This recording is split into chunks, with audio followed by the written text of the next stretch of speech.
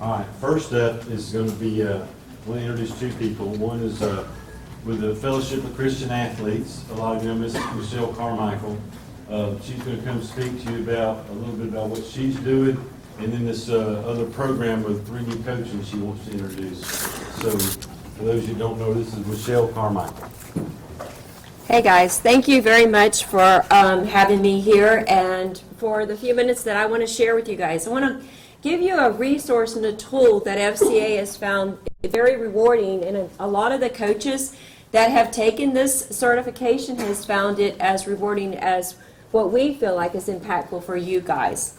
So basically what the 3D coaching is putting the heart back into the sports, is putting back the passion and the desire that the kids really want to be on the field or on the courts with you guys.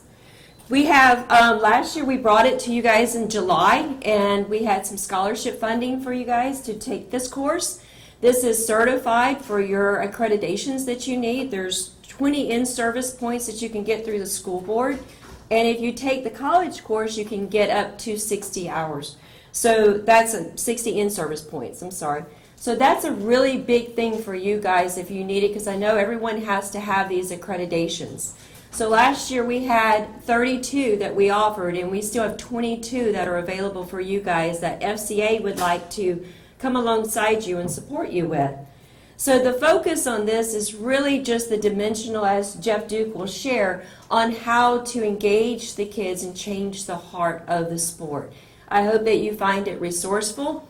I'm in the schools, and every campus next year will have a FCA person that will be living life with you guys on campus. So it's going to be a beautiful thing. It'll help you guys with 3D coaching. It's going to help you kind of drive that force. If you need any kind of assistance, FCA will be there also in that capacity.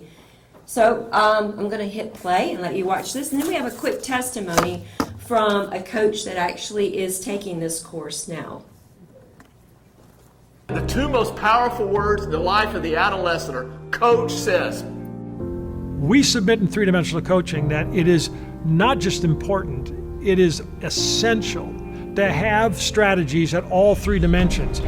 To neglect one aspect is by definition to not help your athletes be the best they can be. The truth is, we are three-dimensional beings, so it only makes sense that we address all three dimensions if we want to maximize player potential. First dimension coaching deals with the fundamentals or the physicality of sport. We've defined the 8 areas that all sports have in common with the physicality. Strength and speed, power, skills, tactic, techniques, those kinds of things fall at the first level, and you need to be good at those. But listen, surveying coaches, we found out this is not the area of main concern now. It has to do with second dimension issues. Things like motivation, confidence, emotions, team cohesion, goal setting, the mental, emotional, and relational components of sport. Third dimension. This is the area that very few discuss, but it is the core essence of what ties it all together. The heart, which is sort of this executive center of who we are, the role of which is to choose what we are going to value and ascribe worth. We know this. Whether a coach intentionally coaches these things or not, we know that sport is having an effect on this level. Every dimension integrates and affects the other. If I'm full of self-doubt because I don't believe I can do something, it's going to affect my performance. We see it in performance, the physical, but it's always connected to the mental and even the heart of who I am. Utilizing the 3D framework helps coaches to be intentional about becoming fundamentally sound, skilled at coaching the mind, and focused on developing the heart. One coach will impact more people in 1 year than the average person does in a lifetime. Now, as you go forth to fulfill your transformational purpose with great intentionality, not only will you positively impact the lives of those you coach directly, but because of your influence, you can impact an entire community.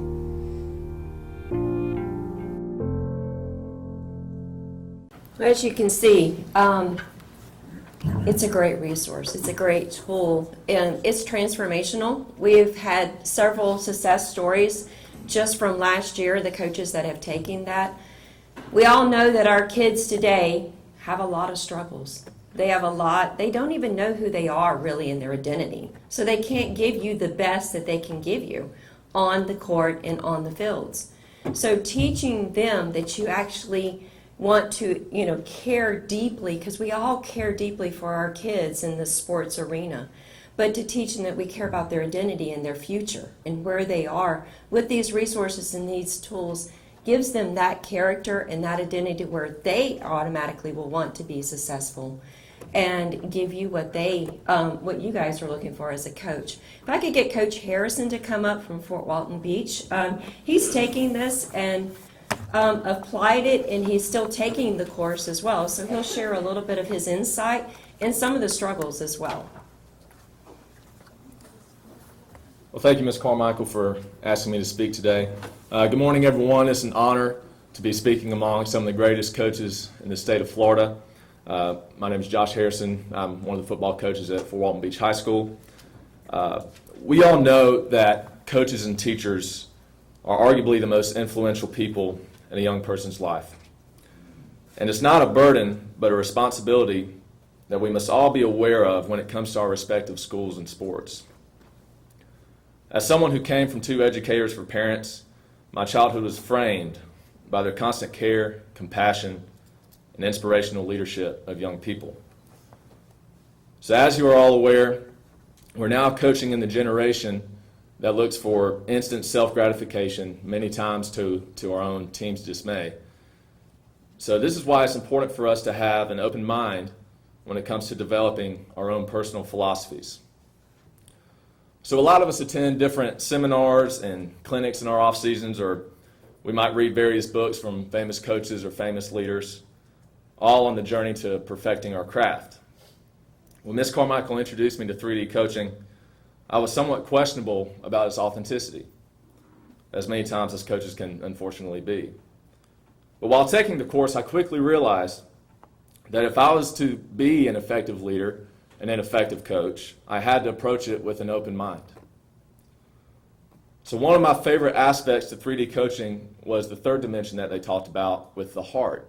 One of my mentors once told me, if you coach a player's heart, he will do anything for you. So this is very true regardless of the generation. So in order to be transformational coaches, we have to take the extra steps to connecting to today's student athletes and consistently add new tools to our personal philosophies. And 3D coaching is an excellent path to adding these new tools and ideas. And if it means changing just one child's life, it would be worth it. So I know that a lot of you have been in this profession much longer than I have and have faced various mountains and valleys. I only have a few regrets thus far, and it hasn't been from losses on a Friday night or when I haven't been clear in my communication during a drill. It's when I look back and I see the chances that I was provided with to help transform a child's heart, and I wasn't effective nor intentional in doing so. I had a weak mentality that was reflective of, I'm just a coach. Well, I think we all know that we are not just coaches. And we have the opportunity in this lifetime to make a difference in countless people's lives. So winning is not done through speeches and slogans. Winning is a product of the lives you affect and the relationships you develop. And 3D coaching is a great avenue that can assist us in doing this. So that's all I have. I don't want to take up too much time, but thank you again for your time today. Thank you, Ms. Michelle, for having me stand here today. God bless.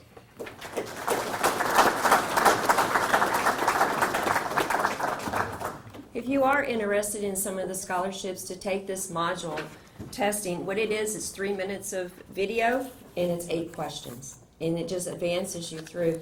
I can give you my telephone number, and I'll be glad to send you guys the resources and help you walk through it. My number is 850-217-0391 if anyone is interested in the scholarships. Thank you for your time. All right. Up next is Mr. Don Collins. He's the president-elect of the All Sports Association. If you're not familiar with it, they put on probably the largest banquet in the Panhandle to recognize high school student athletes from all over the Panhandle, not just in Okaloosa County. And so he's here today to share with you a little bit about what their organization does and how they may have something to offer to you. Mr. Don Collins. Thank you, Brian. As Brian said, my name is Don Collins. I'm the president-elect. Drew Espy, our president, could not attend today. He's out of town. But what All Sports is, it's 100 volunteer members plus past presidents. We have 0 paid employees. And last year, as many of you may know, it was our 50th anniversary of putting on the All Sports Association banquet. A couple things that we strive to do in our mission is that we recognize athletes from our area. We recognize community leaders that promote youth athletics, and we provide sources to support youth athletics. And just to give you some examples of what we did in the last 12 months, at our banquet we gave $35,000 to the FCA, the Special Olympics, the Boys and Girls Club, and Eleanor Johnson Youth Center. But on top of that, that's what we get our big press for. But behind the scenes, we also gave $12,295 to Bay County after Hurricane Michael. They were not going to be able to have a baseball or softball season. We bought equipment for all the high schools so they could have a season last year. That was kind of out of our county realm, but we saw a need. We gave $5,000 to the college to put on camps, basketball and baseball camps, at the local facility, at the Boys and Girls Club and at the Eleanor Johnson Youth Center. We gave $8,700 to the Fort Walton Beach Youth Sailing Club. We bought 8 sailboats. We gave $10,000 to the Fort Walton Beach track to help complete that project. We gave $10,000 to the Niceville track to help complete that project. We gave $1,500 to First Tee, a golf organization. We did $7,500 for the first 2 lights that went up in the Mullet Festival site to support soccer and a Little League. We also gave $12,500 to the hitting facility here at the campus, and we gave $1,000 for Crestview's youth football program that started last year. And that's just a few of the programs that we've done in the past. Events that we host, as Michelle mentioned, we host the Night of Integrity in the spring. It was on May 1st this year.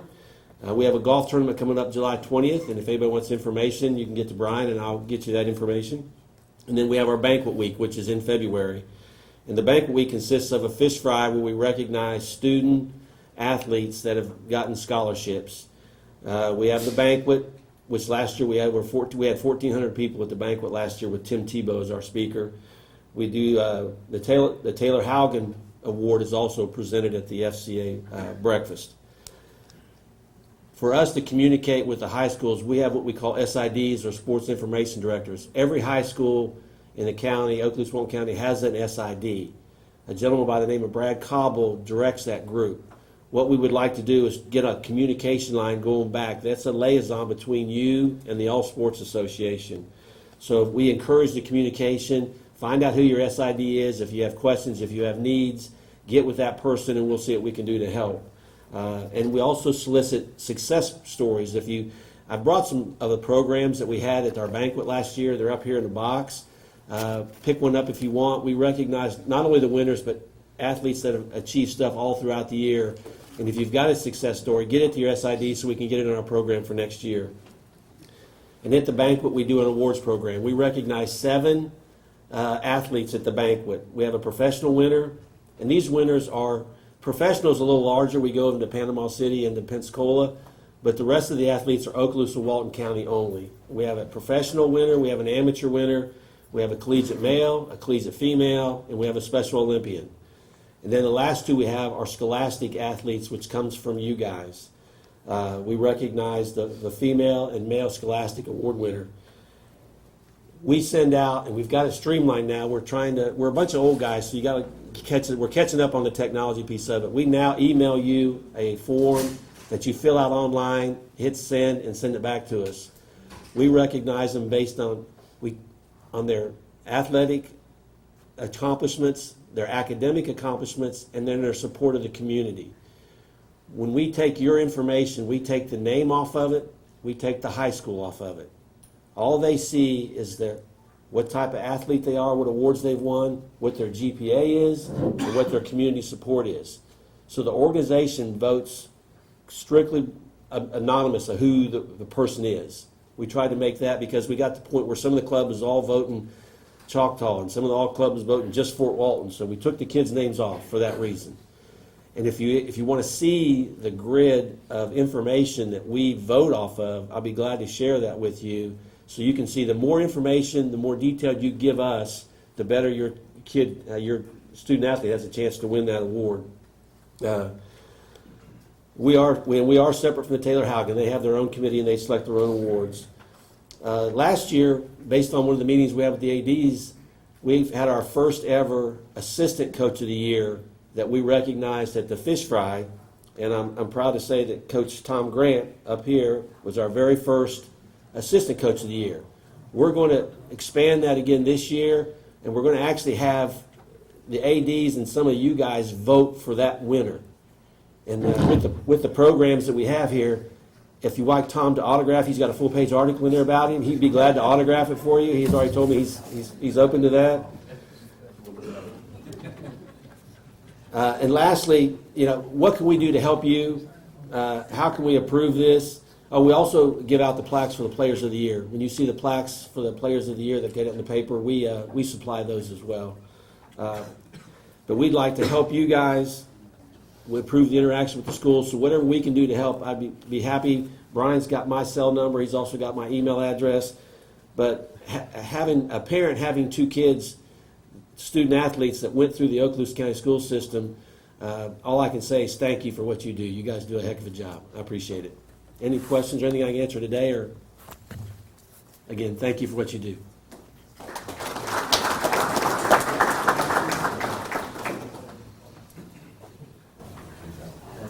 All right. Next is we have the FHSAA representative over Director of Eligibility, Mr. Craig Damon.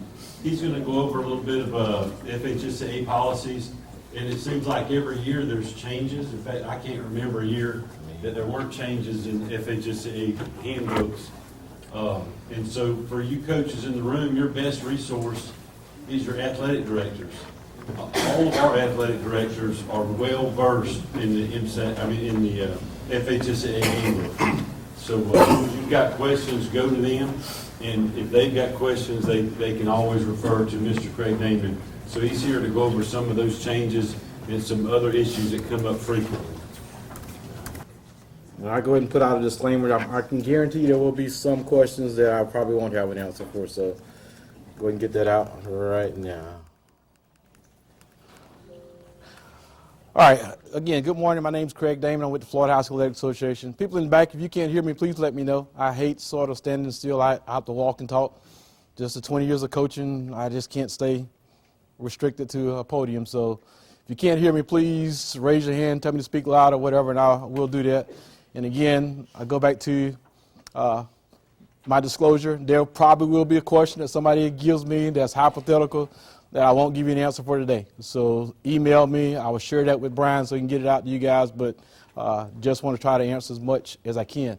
Those of you that don't know me, I coached for 20 years, football coach, was head football coach for 14 years, AD for 7, and I've been with the association for 6 years, so I've sat in your seats and listened to Denarva Storm come and speak to her, our coaching staff. I've heard Sonny Hester speak, so I know the last thing you guys want to hear is somebody from the association coming to be telling you what you can and can't do. So I try to put the PowerPoint together, thinking from, as a coach, what I think is beneficial, some of the things that people are violating that our schools are constantly getting in trouble about, and try to provide just general information to you so that you can help make you a better coach to keep you out of situations.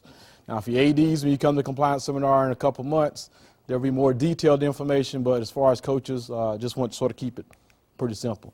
Things I'm going to talk about today are some bylaws and policies a little bit, some common violations, some areas of concern, and then we'll get to some questions and answers at the end.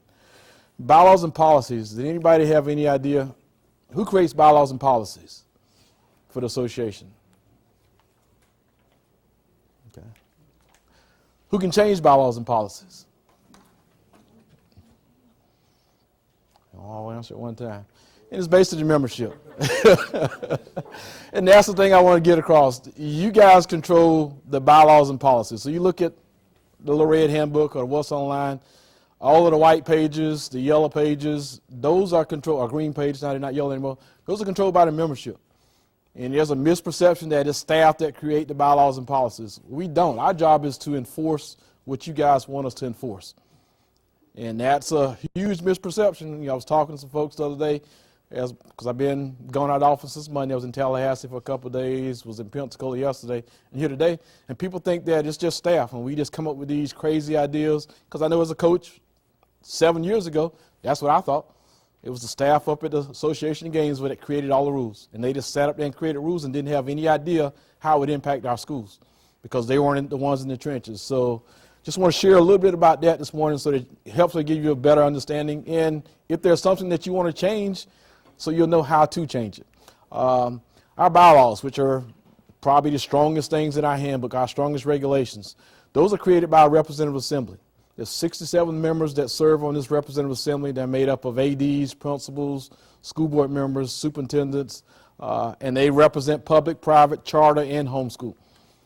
They meet once a year in October, and what they do is we will take recommendations for amendments to bylaws, which on our website, that will come out probably 1st of August, and for a month we'll take any recommendations that are coming from our member schools. There's a form that sort of tells you how to fill it out. And if you got questions or something you think there's some bylaws that need to be changed, call me.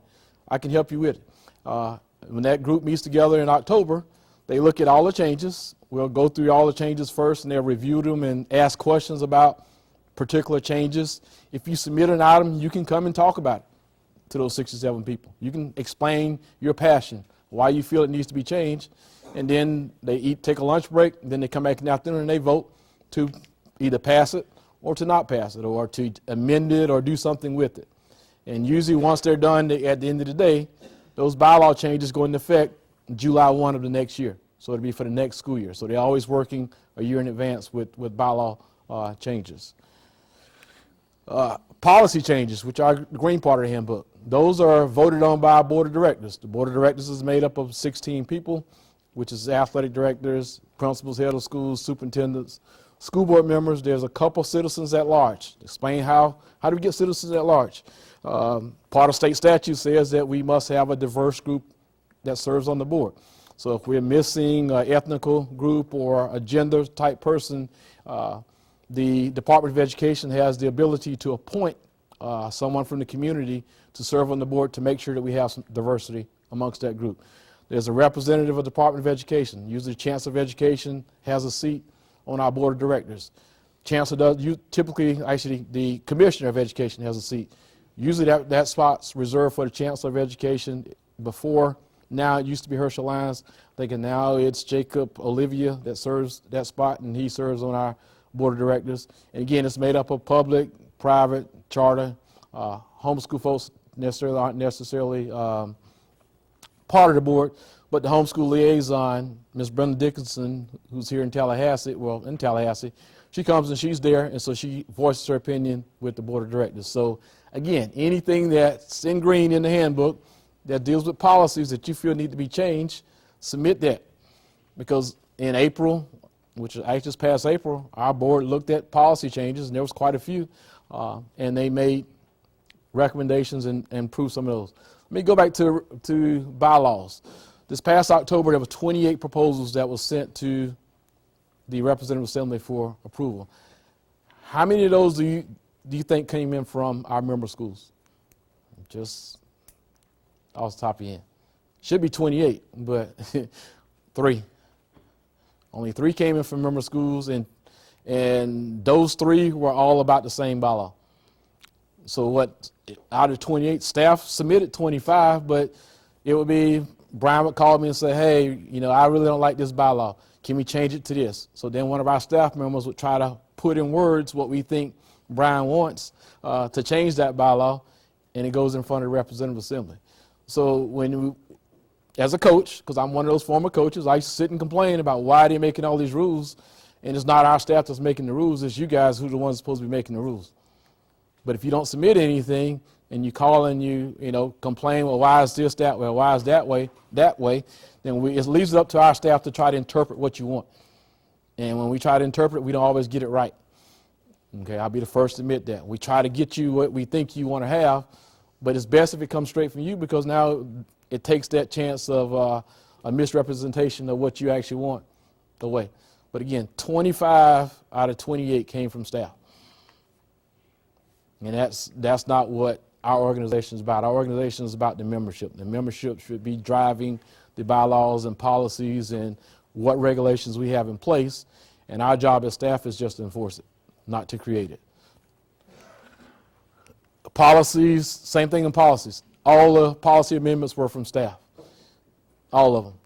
So again, we, as a coach, we like to complain, but we got to voice our opinions so that we can make the changes that you feel need to be made. Administrative procedures, now that is something that staff is responsible for. And basically, our administrative procedures are to look at the bylaws and policies and come up with day-to-day operations for our staff to carry out the bylaws and policies. So yes, we do control that part of it. That's not a group. That's basically for in-house. But it's looking at what bylaws and policies are in place and what does staff need to do to carry out those bylaws and policies throughout the year. This is a form. It's a GA5. If you have a bylaw proposal, it's on our website. You click on go to forms or for schools. And the GA5 is what you use to submit a bylaw proposal. So if there's something in the white pages, bylaws, that you feel needs to be changed, fill that form out, submit it to our office, and it will go in front of the Representative Assembly. I mean, they may amend it, they may turn it down, they may table it for a year, but at least your voice is being heard.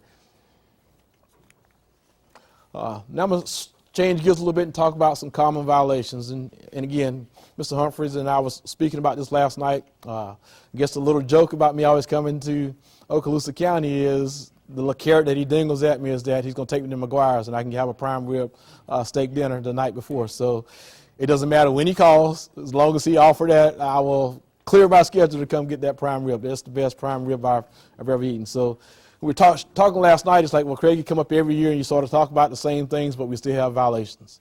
And again, as a former coach, I knew exactly when I sat there and listened to DeNarvis or Sonny Harrison speak, it was all about me tuning things out that I necessarily didn't want to hear. If it was something that I was doing and I didn't want to hear it, so I can say, okay, I didn't hear it, and I was sitting there looking down, I didn't see it, so I don't have to follow that rule.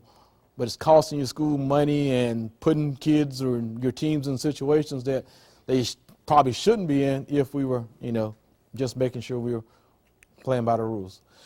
The academic performance contract, I talk about that all the time. Again, the key to that is it's only for 9th and 10th graders, but a kid can only participate once they're a sophomore.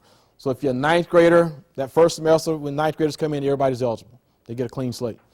That first semester, I get a 1.7 or 1.5 that first semester. So now I become ineligible. Now I am not eligible to play sports that second semester.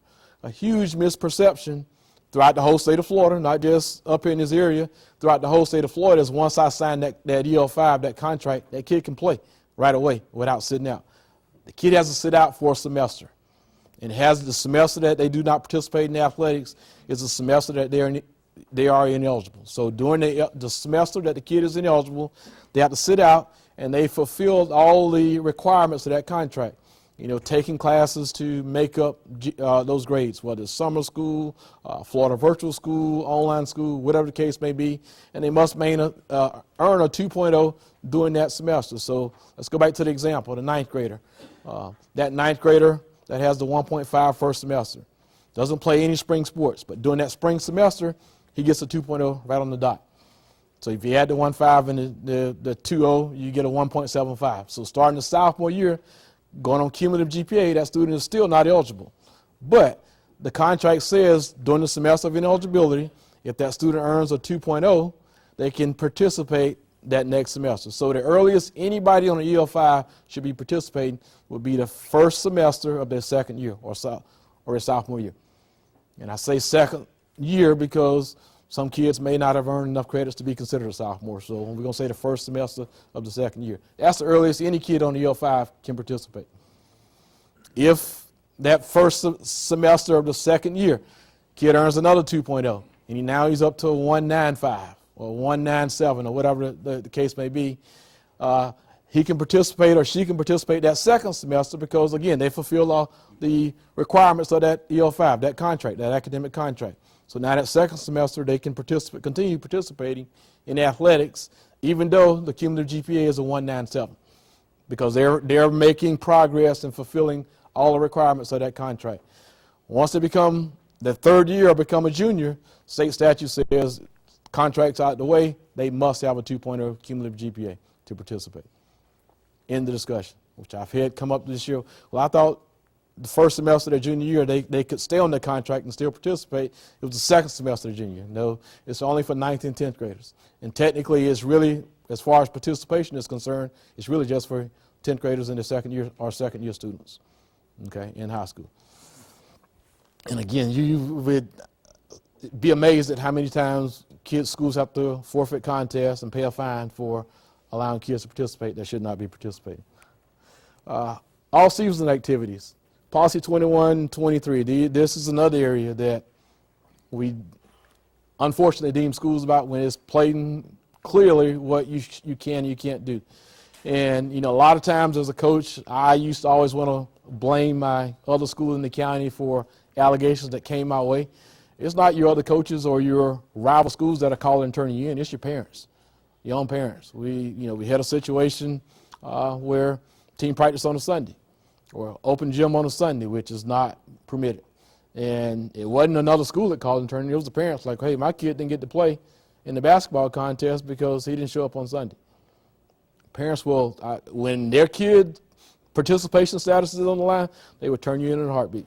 And they would give us everything that we need. So please, make sure that, 21 off-season conditioning, open facilities is voluntary. It's only to your bona fide students that are enrolled in your school, or students that are non-traditional that are participating at your school. It's supervised by school personnel, and there's no instruction or coaching going on. There's no sport-specific drills. Happened to stop by Fort Walton Beach yesterday, and Coach McDaniel didn't know I was coming. I walked in the gym, and they were conditioning. No basketballs out, no cones, no nothing. That's what it's supposed to look like, off-season condition. Not, okay, well, we're conditioning a little bit, and then we're going to pick the basketball up. Or part of our condition is to do a layup. We're doing a full court sprint, and you do a layup at the other end. That's not off-season conditioning. During that time, you're supposed to be working on getting the kid faster, stronger, in condition for your upcoming season. For open facilities, 2 weeks prior to the start of the sports season, so except for fall sports. So if you're a winter sport or you're a spring sport, 2 weeks before the first day of official practice, you're to conclude all activities of open facilities. And I've had examples come up this year where schools basketball has open facilities and they consider open facilities to be tryouts. So the first day of allowable practice is their first day in practice, not tryouts. They've already hit there. The week before was their 5-day tryout in open facilities. That's a violation. So it should stop 2 weeks prior. And again, your parents are the ones that's going to call when their kid get cut. Whoa, trials was last week. I thought trials was supposed to be on this date. And they're just as savvy now because our handbook is on the website. So they click on the handbook and they read through it and they'll mumble through policies and bylaws until they find the right one and call our office like, well, this bylaw says trials aren't supposed to be held to this point in time. And again, they're the ones that are going to call you out on situations that are going on. Non-school teams is the other area. Please make sure it's voluntary. That's to a third-party agency. That you have a public schedule. It's separate from the school, so there's no crossing over, and that is a fully executed usage agreement. And let's talk about non-school teams, because again, think back to me as a former coach, former AD. I was under the impression that it didn't matter what time of the year it was, I had to, if it was not during my sports season of football, I had to have a non-school team. We don't regulate the summer. So during the summer, it can be your school team. You can wear your school uniform during the summer. It's just during the school year, now it's outside of your sports season, it needs to be through a non-school team, unless your county has some stronger restrictions that prevent you from doing that. International students, I don't think we get a whole lot of international students from the area, but just want to share with you, you may have an international student you don't even know about. check birth certificates. I've learned just from going around that a lot of schools or a lot of ADs depend on what's in your school software, terms or whatever focus or whatever system you're using, because you say to register at some point in time when they register the kid in school, someone saw a birth certificate and put the birth date of the kid in the system, so you use that birth date that's in the system. There's a couple things that could possibly go wrong with that. Number one, there could be a clerical error, a typing error where I should have put a 6 and I put a 9, or some other number, and now you might be playing with a kid that's too old. Other thing is, too, if it's not a U.S. state or a birth certificate from a U.S. state or a U.S. territory, you need to ask questions. What's the immigration status on that kid? Because they could have been over here for 3 years or at your school since 9th grade and now become a senior, and you don't check the birth certificate, and they were born in Honduras or Venezuela, and you hadn't done anything through the international process to get those kids cleared. We are clearing a lot of kids, but again, check birth certificates, because that will give you a true indicator whether you have an international student and need to be concerned with the EL4 process or not. I will share with you this year, I think we processed about 1,200 international students total. And as big as the state of Florida, you can't tell me that we had more than 1,200 international kids participating in sports. But that's always reported to us. And I think a big part of that is that our schools or our ADs are going based on what's on focus or what's on terms for the kid's birth date, and never look at the birth certificate. But the birth certificate is the first step to let you know whether you have a domestic kid or you have a kid that possibly is born outside of the United States or U.S. territory. Some significant changes this year. Bylaw 932, which deals with transfers. If you look at, if some of you guys that are veterans, Bylaw 932 used to deal with transfers. It used to be real long. It used to be about 2 or 3 pages until House Bill 7029 came across, and now it's about 3 paragraphs. It's a whole lot shorter than what it used to be. But what we did was 9321 talked about, it combined both. It combined a transfer of a student that had participated and also with a student that had not participated in a sport. So what we did was, we felt that was confusing, so we separated it. So now the first part, 9321, talks about a kid that transfers to your school before that has not started a sport at another school during that school year. 9322 talks about a kid that transfers and wants to participate in a sport after already participating in that sport. And the big one that I get right now is spring football. Well, spring football is for next year, so it should, why we count that as a continuation of the football season. Well, state law says if a kid played a sport at a school different than the school that they're at now and want to continue playing that sport, then they must meet one of the exceptions in state statute. So technically, if they didn't have, parents didn't move due to military change of orders or court order change in custody or foster care system where it was foster care placement change or the good cause of Okaloosa County, then that kid should not have played in the spring football contest. They could practice if your county and school allows it, but as far as playing in the contest, they are supposed to have met one of those 4 exceptions in state law. And I'm not going to ask anybody to raise their hand because I think most of your spring games are over and done with, but I do know throughout the state that several kids that transferred in played in games without good cause to anything. And that's something that I'm here to educate. I'm not here to criticize you for what you already did, but now moving forward that you know better, do better. Pass this one. EO6. This is a form that's some of the veterans, the old blue waiver form that we used to have. We sort of updated and changed it a little bit.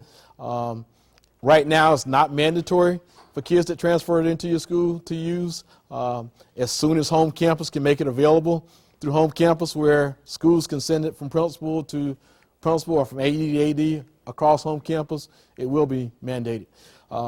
This is a very useful form. We added some things to the second page that are beneficial to you. I highly, strongly recommend it if you have a lot of kids transferring in from schools within your area. It's just a way of making you communicate, or from outside of your area. Reach out, because we're not picking up the phone to call people anymore. I've said that over 1,000 times. And coaches, for some reason, we just don't want to call that coach at a prior school to have that conversation, or ADs don't want to have that conversation. So this form can do the work for you. Basically, you fill out the first page, you tell who the kid is, how the kid came to your school, whether it's through a magnet program, they moved or whatever, check off on it and sign it, scan it in and email it to the school the kid came from. Now it's on the school's end on page 2. They're going to answer some specific questions. They're going to let you know if they felt that somebody in your staff did something inappropriate, because that's the first question.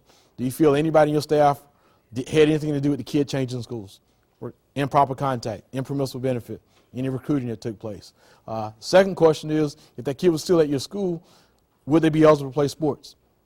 Whether it's a school or a county policy that may have caused the kid to be alternatively placed where they can't play sports, or a sanction from our office. The thing I share with folks is when you get a cum folder from a school that a kid is transferred in, it does not have anything from our office. And Justin, Mr. Harrison suspend kids for ejections on a daily basis in our office.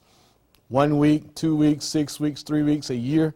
And parents aren't going to tell you that when the kid comes to your school, because most of the time they're trying to get away from it so the kids can continue to participate. So if you're not doing this, you're taking a chance, a gamble that everybody is up to par and everybody should be able to participate, when in fact that kid could have gotten a year's suspension from our office, and we don't know where the kid's at.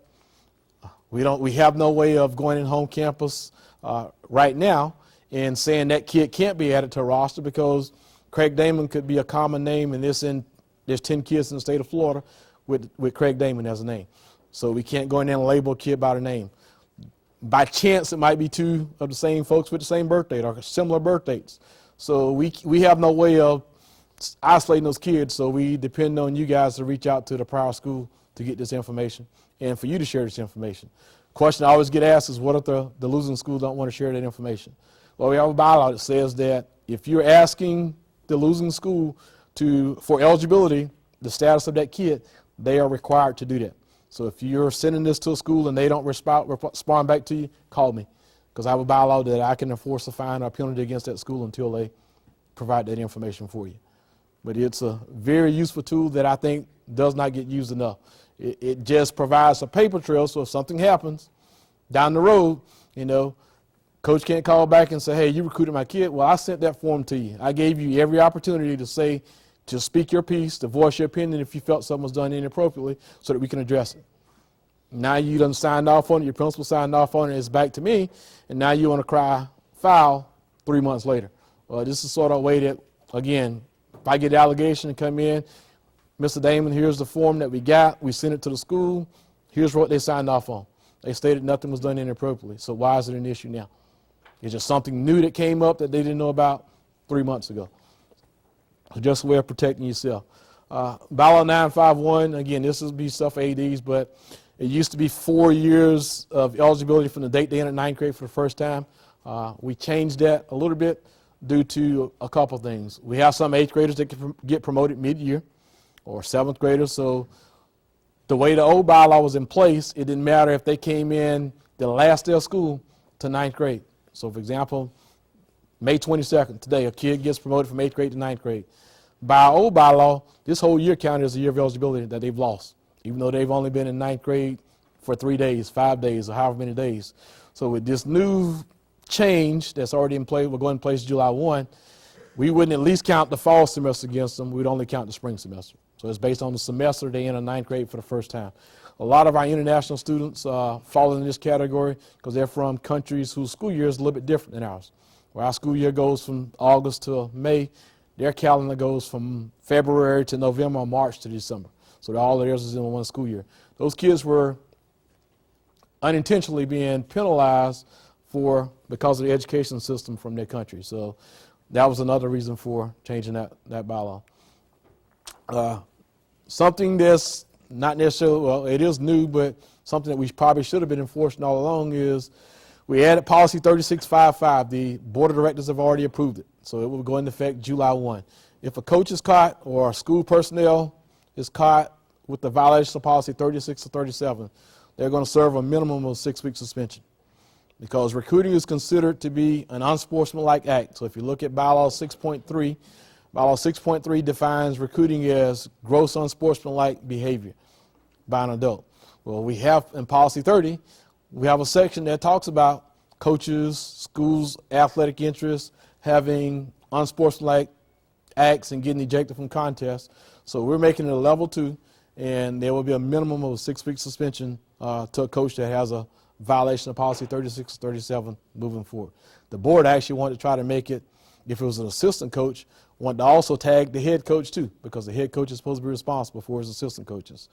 I sort of disagree with that a little bit, because sometimes things happen that head coach may not have known about, but they wanted it more stricter than what we have now. So we're going to go with this right now, but it may be tweaked to including the head coach, because you're supposed to be ultimately responsible for your assistant coaches too as well.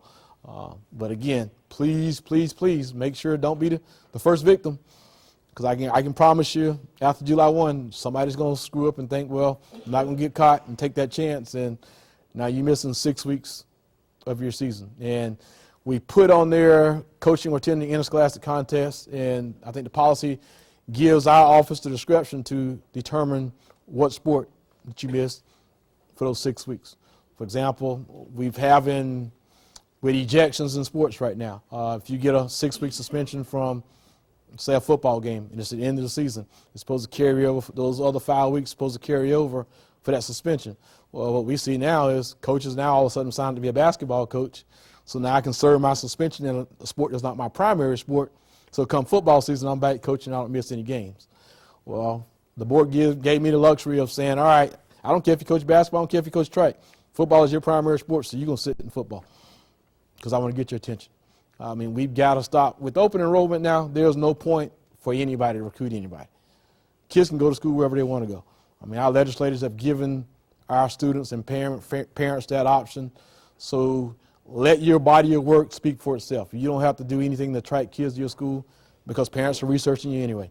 They can tell you everything about your school once they get there. So we're putting a little bit more teeth in this policy, and some of you guys that follow Twitter, one of our board members is making it a personal challenge to go after folks that are recruiting, and he's been sending me stuff left and right on different individuals.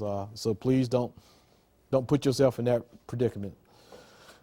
Some areas of concern, again, adding on the recruiting, improper contact, is the context of communication. Head of school down south, well-known football program that 2 of their coaches just got a violation this spring. And the excuse or the rationale that they gave me was, well, the kid contacted me first. The parents contacted me first through text message. I was just responding to their text messages. It don't matter which initiates the conversation, it's the context of the communication. When you're talking about, well, I had 5 offensive linemen last year that played for me, and all 5 of them got Division I scholarships. I got 3 guys coming back, so you can play in the rotation. I like the way you move. You already got that nastiness to you. That's blatant recruiting, so please be careful with that, direct or indirect. And social media is a great tool when it's used correctly, but the way most of our coaches use it makes it easy for our office, because we got all the evidence we need. Where I'm saying, this or that to a person. I just had one where a school, a guy that was a coach supposedly resigned from coaching a month ago, but put a quote, copy the kid that got an offer from Troy University, wherever, hey, great job. Our high school equals free education. And that was the hashtag on all the Twitter pages. So, of course, everybody sees it, and they send it straight to my office. And like, all right, y'all need to address this. This is a violation, because now you make a comparison that your school's better than everybody else's school.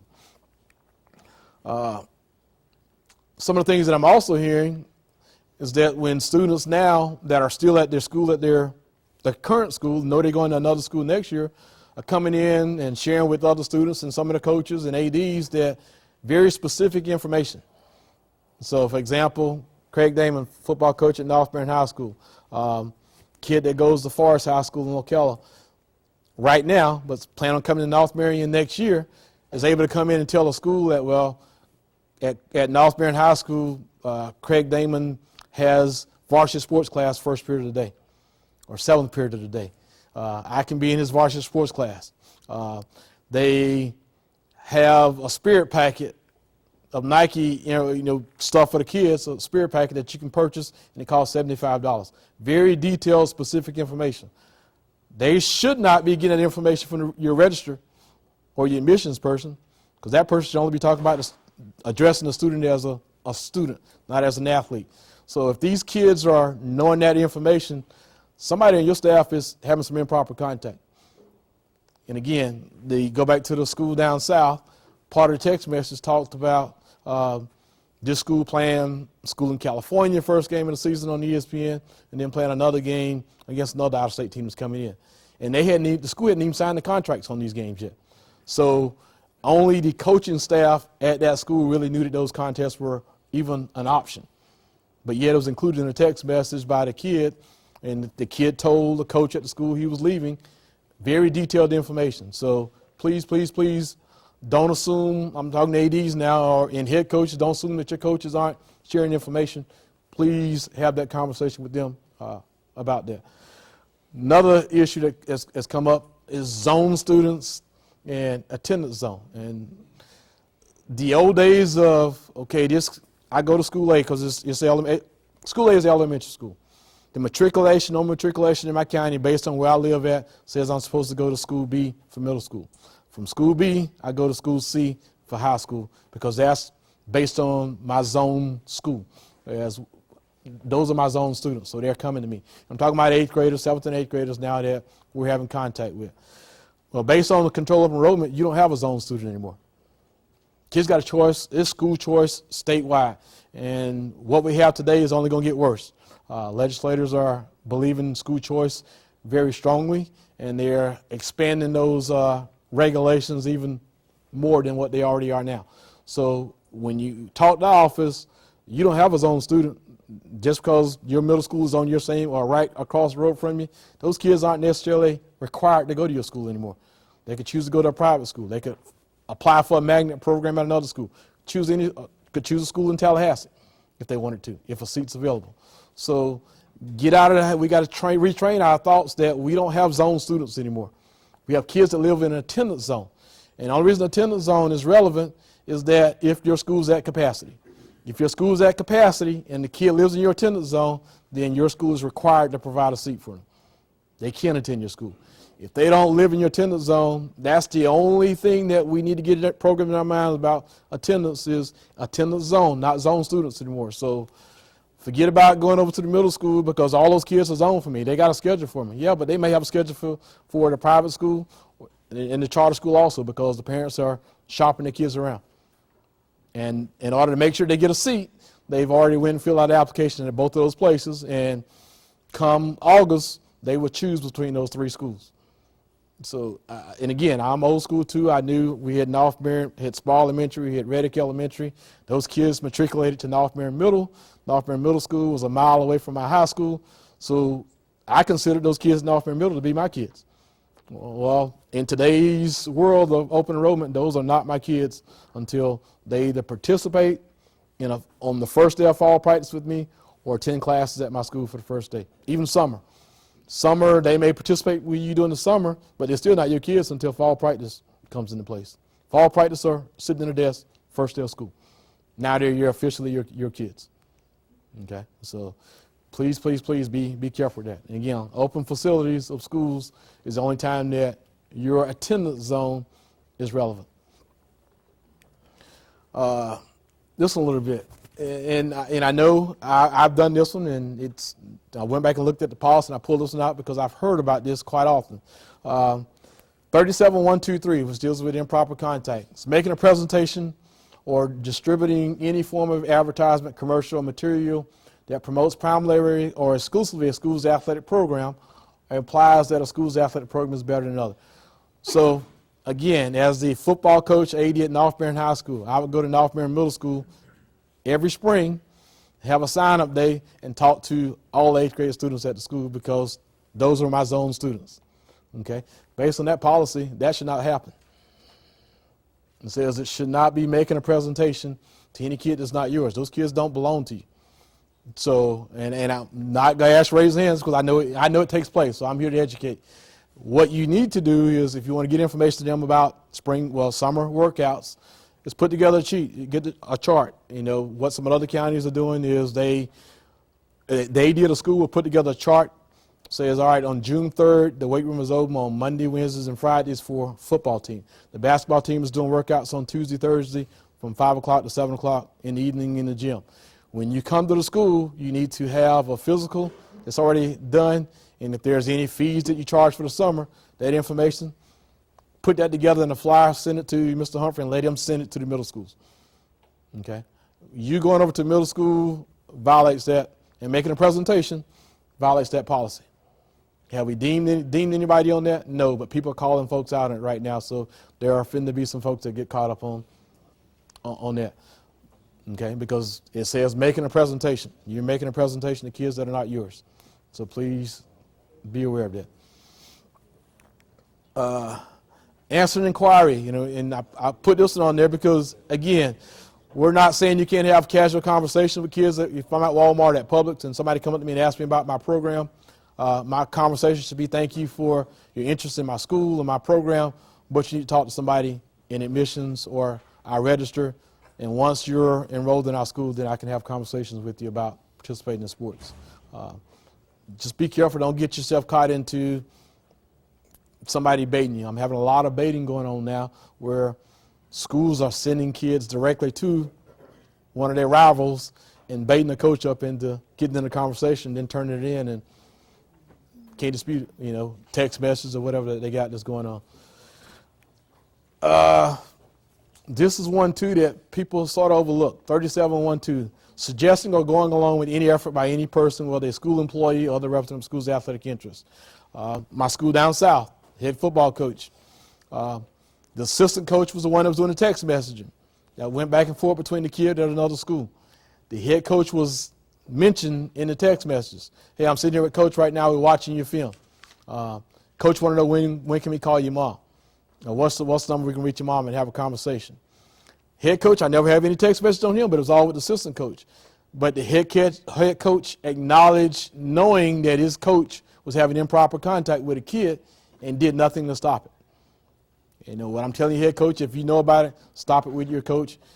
Document that you stopped it with your coach so that if something comes up, I can protect you. So this head coach got first violation because he did nothing to stop it. This assistant coach has continued. And twice he was mentioned in the conversation. One time he even called the mom, or the mom called him, had a conversation, did nothing to stop it. So he also got popped with a recruiting violation. $5,000 withholding of his salary in his first offense. Second offense could get him a year's suspension. If it would have been after July 1, he would have been suspended for a minimum of 6 weeks from coaching, both the head coach and the assistant coach. So my little slogan is, if you know something, say something. Stop them. Listen, that's not what we're about. Do not do that because you're putting our program in jeopardy. You're putting me in jeopardy because I know about it, and I didn't do anything to stop you. So, again, as the head of your sport, take charge, get your coaches under control where they're not doing anything to urge, entice, or pressure a kid to come to change schools. Impermissible benefit, that's just any benefit that's not generally offered to all of and available to all students. It includes preferential treatment as far as if your school's at capacity, and there's a waiting list. It happens all the time. I see it a lot in the charter school world where there's a lottery system for enrollment into a school, and there's a waiting list of 50 kids, but all of a sudden this 6'1", 4'3", guy comes in there, and he goes from number 51 to number 1 and gets the first available seat. That's a benefit that's not offered to everybody. So in receipt of an impermissible benefit, that's the thing I want to share with you. If we care about kids, we're not going to put a kid in that position because by state law and by bylaws, if a kid receives or a family receives an impermissible benefit, even something as simple as going from number 51 to number 1 on the list or providing transportation, that kid is supposed to be ineligible for a year from the date of discovery. So not only does it affect the school, but the student athlete that receives an impermissible benefit by state law says that they are to be ruled ineligible for a year, 365 days from the date of discovery. So it could have happened way back in, let's say, for example, something happened in football back in October, and we didn't find out about it or you didn't discover it until May. That kid is suspended for 365 days from the date of discovery. Even though it happened in November, but it wasn't revealed until May, that year suspension starts in May and goes to the next May, which could cause a senior kid to miss their whole fall and winter season. Again, just rehashing the policy 36.5 and the penalties of 6-week suspension. And at that, I will answer any questions anybody may have, that things I covered, things I didn't cover. I shy away from hypothetical situations, because with every hypothetical question that you could ask me, there's 5 or 6 things that could change my answer on that. So at this time, anybody have any questions that I can? Social media and promoting our students. Like, I seen on one of the policies you were saying, like, this guy said, okay, the guy committed to Troy, this school equal excellence. Like, you know, are y'all saying we can't promote, like, our students? You can promote your kids. If you got a kid that gets an offer, Right. hey, Craig Damon, they just got an offer from Florida State. Right. Post that on social media. Right. That's not a comparison. That's just promoting your kids. Okay. Now, when I hashtag or put, you know, Laurel Hill is the only school, Laurel Hill equals free education. Or Laurel Hill has 10 kids that got offers today. Nobody else in the county got any. Those are the type of things I see. And there's some coaches that have done that. I mean, I've had one a couple years ago when I came up here. There was a table full of letters that came in the mail in February from 100 different colleges, and the coach posted on social media, hey, we got this in one day. I bet the other schools in the county hadn't got this many in 3 years. On social media. So, again, we're not trying to stop you from promoting your kids and doing things with your kids, because that's what it's all about. If you don't promote your kids, who else is going to promote them? You know, it's just when now I'm trying to make a comparison amongst other schools that my school is better, so to speak, because we're doing this and doing that, and that may influence their decision or other kids' decision about coming there. Any other questions? Will you ever go to where kids have to sit out a year? Legislators have said that in state law that no, for a kid to sit out a year, there's 2 things that in state law that allows a kid to sit out a year. If they falsify information, or if they receive impermissible benefit. The GA4, if a kid transfers in your school, that's supposed to be a sworn affidavit that they were not recruited by anybody. So technically, we could try to sit a kid out based on them falsifying that document, because that document is signed by the student and the parent said that they were not recruited. And if they were recruited, we found they were recruited, we could use that and say, all right, based on you lied on that form and said you weren't recruited, now we proved that you were recruited, you're sitting for 365 days. But typically, we've imposed that a couple times with some kids. The section appeals committees have felt that kids shouldn't be penalized for what adults do. And if there's an adult that was the one that was behind the recruiting part, they want the penalty on the adult, not the kid. Other questions? Mr. David, did you feel the state, how does the state feel about Oklahoma? And I say the state, the association. Are we addressing it in any, is there any opposition to it, or are we just throwing our hands up saying it's going to get worse? We, and it's just my opinion, 31 years of coaching and 20 in this state, 21, this is the worst thing that's ever happened. Now, how we fight it, we can all complain about it, but I mean, I got 3 or 4 more years left, a lot of young guys in here, and the very fabric that made up high school athletics, rivalries, there would be no rivalry if it was open enrollment 35 years ago. That's what made communities play communities. I mean, what are we going, what are we doing as an association, what do we need to do to oppose some of this? I would share negative experiences and negative impact with your legislators, because right now the people in Tallahassee are pro-school choice, our governor's pro-school choice. So that's, I spoke with one of the guys from the Department of Education was there, and Miss Olivia, and he's like, Craig, it's not going back the other way. It's only growing wider with the open enrollment. What I have seen in some areas, though, is that it's sort of leveled out off the playing field a little bit, because the schools that were typically the powerhouse schools that used to get all the transfers in now, that are at capacity and can't get kids, those kids got to go somewhere else now. So I've seen in some areas where that team that won districts and won regions every year and were a competitor for state, and now it's sort of getting like this a little bit, because they have no seats available. I guess from the legislative standpoint, they have sort of given the power and authority to the schools, because each school district determines what your capacity level is. So even there, to a certain point, they're still leaving that in. I don't like it. I would never, that's probably why I won't get back into coaching, because of some of the changes there are now, because I just couldn't imagine not being able to go out and coach a kid the way I want to coach a kid without fear of if I do something a little wrong, they going somewhere else. And this is, in the Southeast, name another state that has open enrollment. Other people are looking at us right now, and none. In Southeast, I don't. Southeast is not a good comparison because the Southeast, Georgia, Alabama, Louisiana, Mississippi, Texas is different. Those folks are so conservative that some of those schools are just now starting to allow homeschool kids to participate. They wouldn't even let homeschool kids participate with them. And school choice and athletics, two different things. Correct. Two different entities. Correct. And we got to find a way. But we're commingling them together.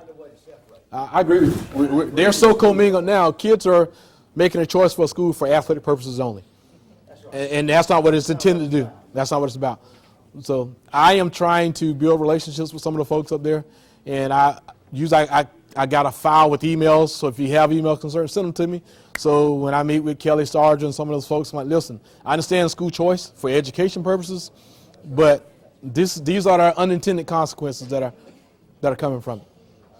Mm-hmm. Other questions?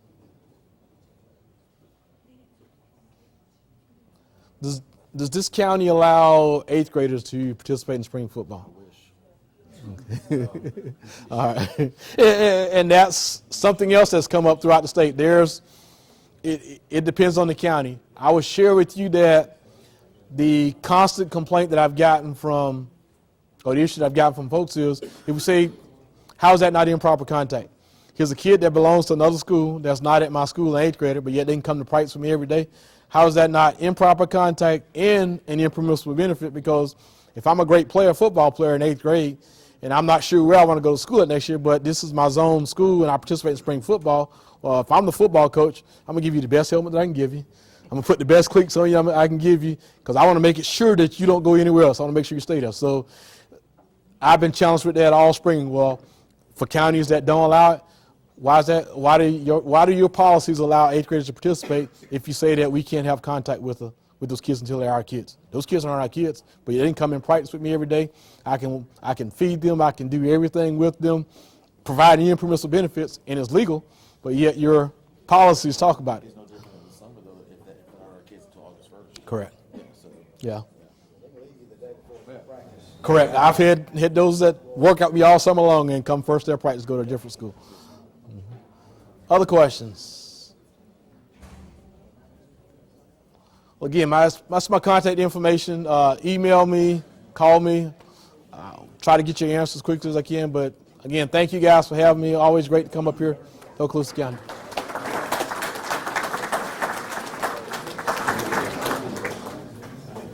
And for all the coaches in here, though, your best resource for the FHSA information is our athletic directors. All of our athletic directors, I'm telling you, are well versed in the manual. A lot of times they can cite the policy and the page number. So if you've got a question, always try to go through them first.